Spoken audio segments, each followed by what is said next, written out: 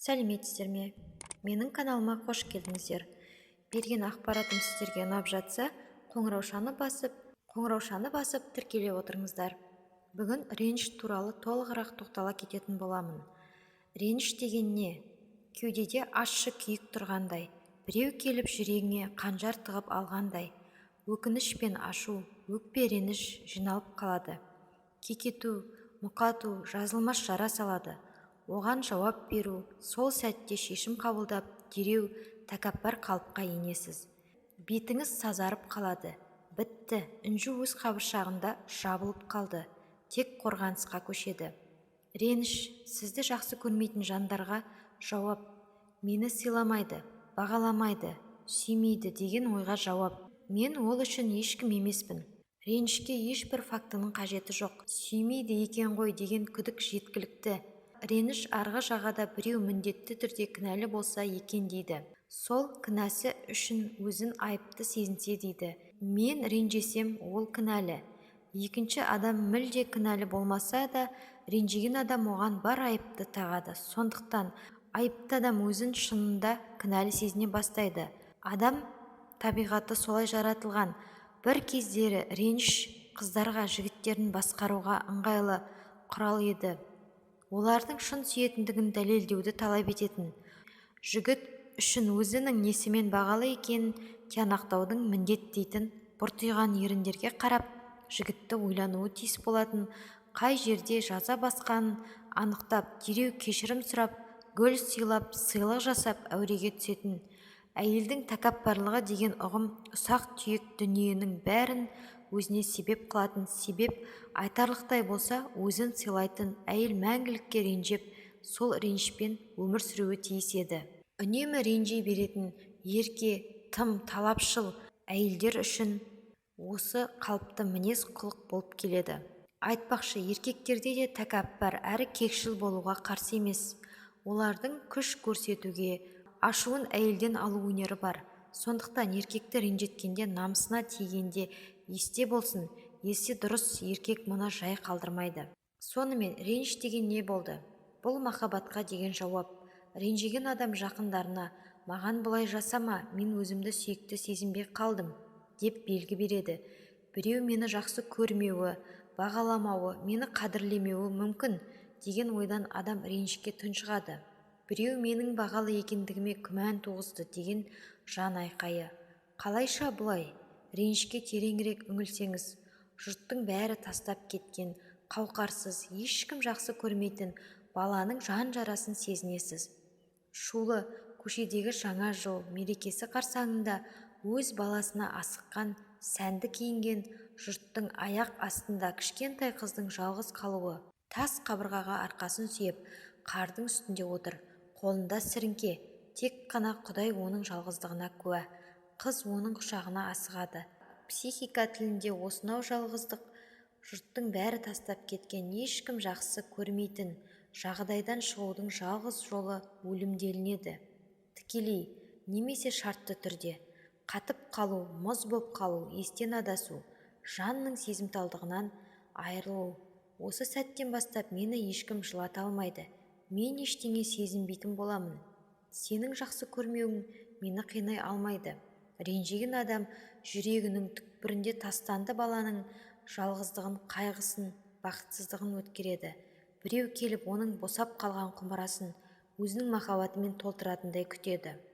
Тастай боп қалған қолын біреу жылытып беретіндей көреді. Семіп қалған жанын үрлеп тірілтетіндей болады. Бала күнінде ата-анасының шартсыз әрі бәрін толтыратын сүйіспеншілігіне бөленбеген баланың әдеті бұл. Махаббат жоқ деген күмән туған сайын бұл қайғы тіріле береді. Ол үшін екінші тарап міндетті түрде бұған деген махаббатын үздіксіз дәлелдеп отыруы тиіс. Оның жан жарасын емдеп, жүрегін жаулап, ата-анасы бере алмаған махаббатты толтыруы керек. Бірақ бұл мүмкін емес. Ол жүректе қалған бос құмыраны ешкім толтыра алмайды. Қай кезде де аз боп тұрады. Жаны бос қалғанда адамдар ол бос кеңістікті баласына, дүниеге, сүйіктілеріне деген сезіммен толтырғысы келеді. Бірақ онымен толмайды. Сол ойымен ылғи бір сценарийді қайталай береді. Реніш әдеттегі қорғаныш боп қалады. ашық әңгімелесейік деген сайын ол өрши түседі. 10 жылдан аса күйеуіне жанын ашпаған әйелді білем. Маған ақша жетпейді, не сен маған көңіл бөлмедің деп айтқысы келген сайын оның тамағына өксік тығылып ештеңе дей алмай қалатын. Екеуінің әңгімесі қайғырумен бітетін, қайтадан бас салып жылау. Сенен сұрауға ұялам. Реніштің тағы бір қыры.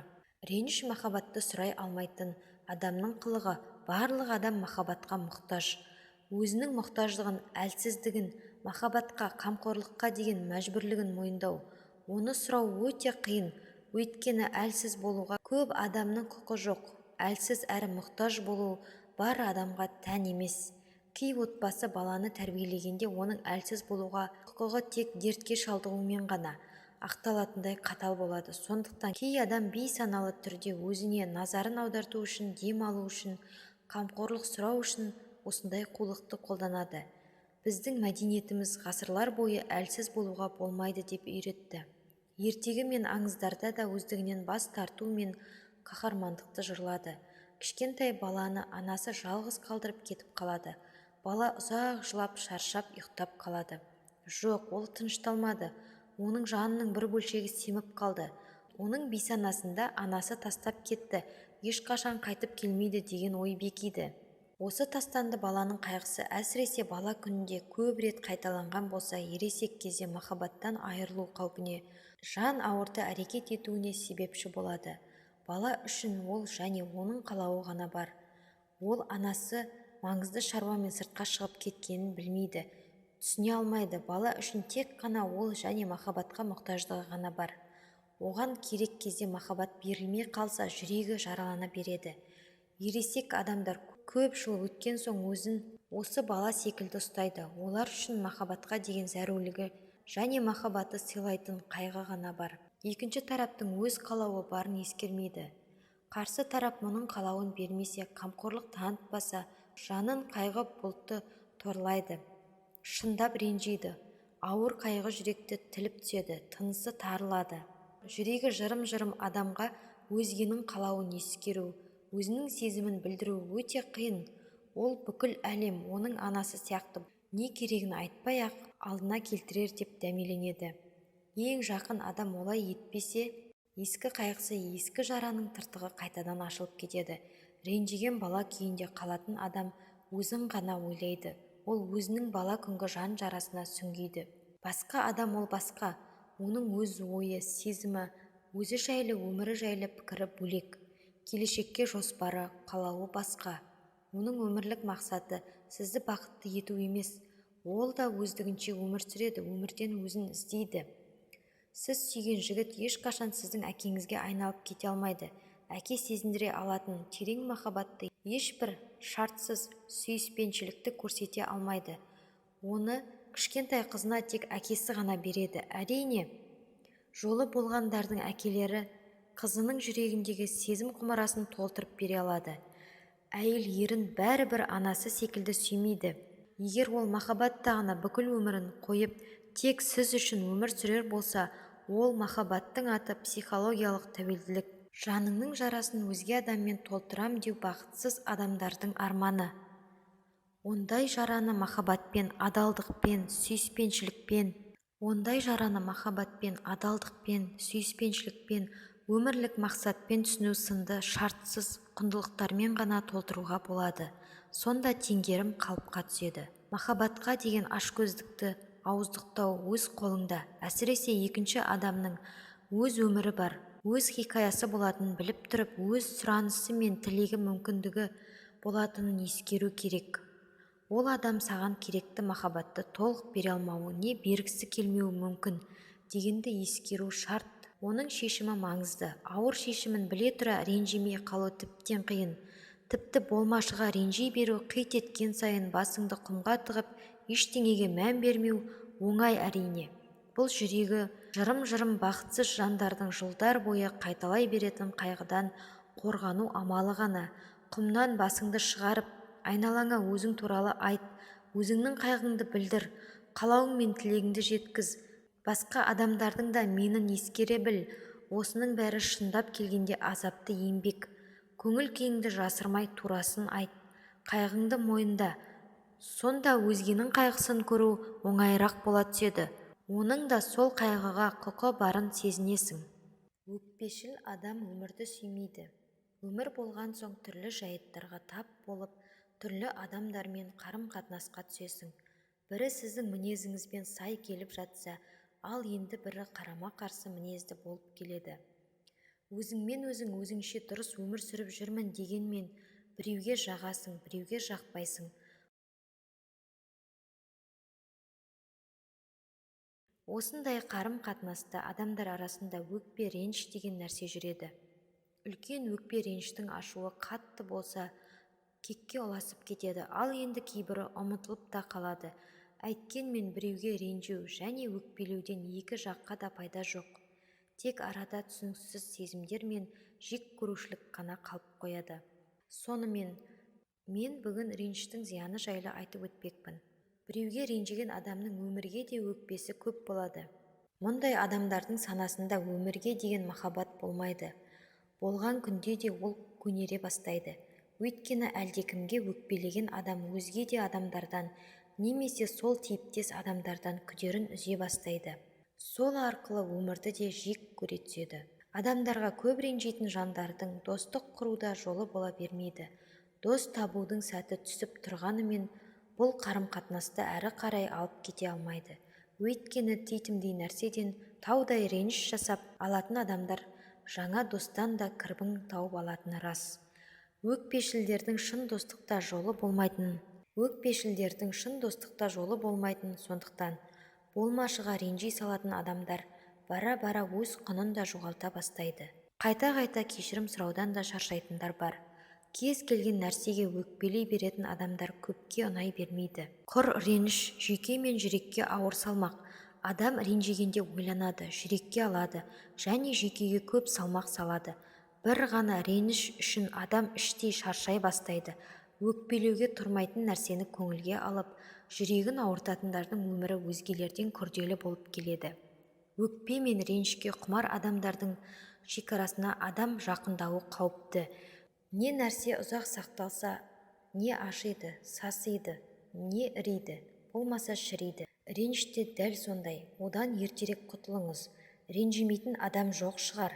Адамға ғана емес-ау, өмірге орын алған жағдайда тіпті ауа райына да ренжіп жатамыз. Реніштің кейбірін уақыт өте келе ұмытсақ, кейбіреуін ұзақ уақыт көңілімізде сақтап жүреміз. Психолог мамандар реніштің түрлі кеселдерге себеп болатынын анықтап отыр. Әсіресе жылдар бойы ұмытылмаған реніштің қаупін ескертеді. Егер біз ренішті өзімізден жібермей, сезімдерімізбен орай берсек, онда ол денеде ісік түрінде көрініс береді екен. Арада уақыт өткен сайын ол асқынып, қатерлі ісікке айналып кетуі мүмкін. Әбден мүмкін. Міне реніштің қауіптілігі осында. Қатерлі ісік бұл қордаланған реніш екеніне мамандар көз жеткізді. Бұған есімі көпке белгілі Луиза Хейдің өмірін мысал етуге болады. Ол ағзасында қатерлі ісік табылғанда, оның пайда болу себебін іздеуге, ғылыми тұрғыда зерттеуге ұзақ жылын сарп еткен. Нәтижесінде ол қатерлі ісік, яғни рак ауруының метафизикалық себебіне үңіліп, өзіндегі дерттің бала кезден қордаланып жиналған реніш екенін анықтайды. Бұл туралы Луиза Хей өзінің барлық кітаптарында айтады. «Истели себя сам» деген кітабында қазақшаға Мырзагелді Кемел аударған. Луиза қатерлі ісік ауруына рак, қатерлі ісік, ескі реніш, жек көру сезімнің сақталып қалуы деп түсінік береді. Біз ашуды жұтуға әдеттенгенбіз. Сәтсіздіктеріміз бен бір істі көңіліміздегідей етіп орындай алмағанымыз үшін өзімізді айыптаймыз, өзгені жазғырамыз. Бұл дұрыс емес. Уақыты келгенде реніш адам ағзасын шалмай бастайды. Сондықтан реніш сезімдерін өз уақытында еркіндікке босатып қоя берген жөн дейді. Өзіндегі қатерлі ісік ауруын дәрісіз емдей білген Луиза Хей, ренжиміз, ренжетеміз, бұл ешқашан айнымайтын заңдылық.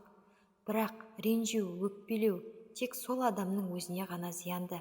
Сондықтан өміріңізге де денсаулығыңызға зардабын тигізетін реніштен жылдам құтылуға асыққаныңыз дұрыс. Қалай реніштен құтылуды дұрыс жолы? Реніштен құтылудың ең нәтижелі әдісін бұл тұрғыда тәжірибесі мол Луиза Хейден үйренгеніміз жөн болар. Ол не дейді? Мен сіздікі дұрыс болғанын қалайсыз ба? Жоқ. Бақытты болғанды жөн көресіз бе деп көп сұраймын. Біздің әрбіріміздің кімдікі дұрыс, кімдікі бұрыс екені жайлы өз пікіріміз бар. Біз басқаларды сол бізге жасаған жамандығы үшін жазалағымыз келеді де, есімізден кетпей қояды. Сөйтіп ол сіз үшін жазаның бір түріне айналады. Өткен шақта біреу ренжітті деп өзіңді-өзің жазалау ақымақтық. Өткеннен құтылып тұру керек, ол үшін оны кешіру шарт. Бірінші әдіс кешіру. Кешіру дегеніміз қоштасу. Ыза және реніш сезімімен ауырсынумен қоштасу. Жағдаймен тұтастай қоштасу. Қоштаспайды екенсіз, ол сіздің ішіңізде бұғып жатып, сізді іріте бастайды. Кешірмеу сізді ренжіткен адамға ештеңе де жасай алмайды, ал сізді мүжиді. Былай деңіз: мен өткенімнен құтылғым келеді. Мен маған зиян жасағандармен қатар зиян жасамағандарды да кешіремін.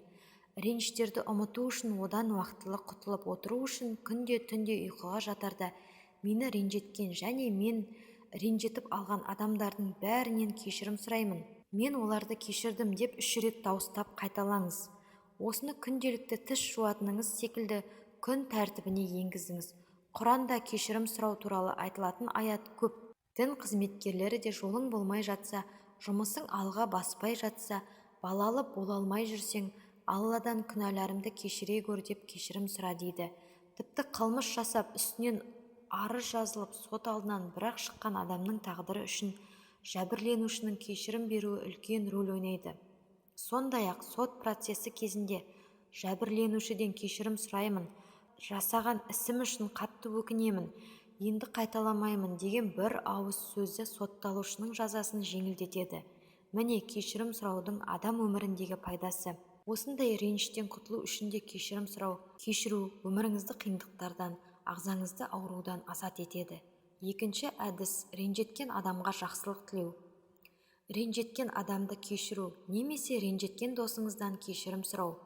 Қолыңыздан келмей жатса, онда жақсылық тілеу әдісін қолданып көріңіз. Бұл жөнінде Луиза Хей былай дейді: сізге бір кезде қиындық туғызған біреуді ұмыта алмай жүрсеңіз, оған махаббатыңызды жолдап бата беріңіз. Бата беріңіз де өзіңізден босатыңыз, және ол туралы ойлауды тоқтатыңыз. Сіз өзіңізді алданып қалғандай, немесе тоналғандай сезінбеңіз. Сізде болуы тиіс нәрседен сіз еш уақытта ажырап кетпейсіз. Егер ол сіздікі болса, басқа бір жолмен болса да қайтып оралады. Егер бір нәрсені қайтарып ала алмасаңыз, онда солай болуы тиіс болғаны. Оны болған оқиға ретінде қабылдаңыз. Өміріңізді жалғастыра беріңіз.